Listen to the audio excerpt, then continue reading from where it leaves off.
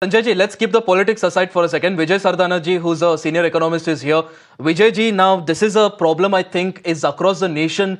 Fiscal deficit of many states we are looking at. It's a very worrying condition. For example, let's talk about Himachal now. I have the data with me. A staggering 79% of the total state's estimated revenue receipts are being spent on committed expenditures. These include salaries, these include pensions, interest payments. So when a state is paying 75% only on these things, where does it have money for any developmental activities? Where does it have money, especially a state like Himachal Pradesh, which sees so many floods and different natural disasters? There's no money for any development. First of all, good evening to all of you and to the viewers.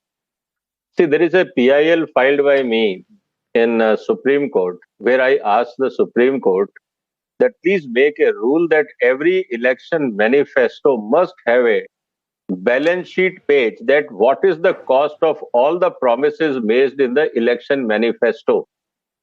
That should also be an integral part of every election manifesto, that how much money will be required to fulfill all these promises. Because data is all there in public. You have economic survey of every state, you have previous budgets, you have all the data.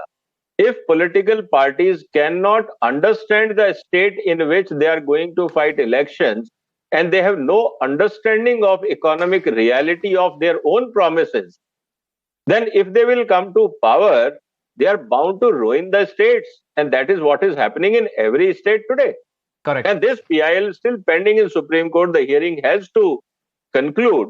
So what we have to look at is that Honorable Court should also speed up such national issues. Coming back to Himachal issue. Correct. See, today we are talking about, as you rightly said, that almost 80% is a committed expenditure.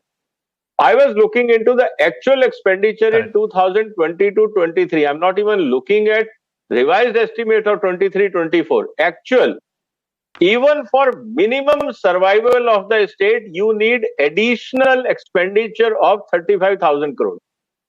You have public transport, you have hospitals, you have to provide medicines. What you are doing committed is only payment to the people and to the banks. And this is an interest accrual. You still have to pay the principal amount to the banks, which is not calculated here. So all your utilities, all your everything to sustain state with a minimum level of standard or existence, you need another 35,000 crores. Where is the money? Number one. Look at their own budget. They all are talking about. Now, let me tell you what is, problem with Himachal is, let me be very blunt and open. Himachal is in the grip of cartels. Today, Himachal, you see, one of the worst transport union in the country is Himachal. That is why no investor wants to invest in Himachal. Vijay ji, you're making a very valid point here about whether these political parties actually think about the expenditure of the budget when they promise all these things on the manifesto. That's a larger debate that we also need to have. Please understand, all these cartels, local police, local administration, local politicians are beneficiary of it, irrespective of political parties.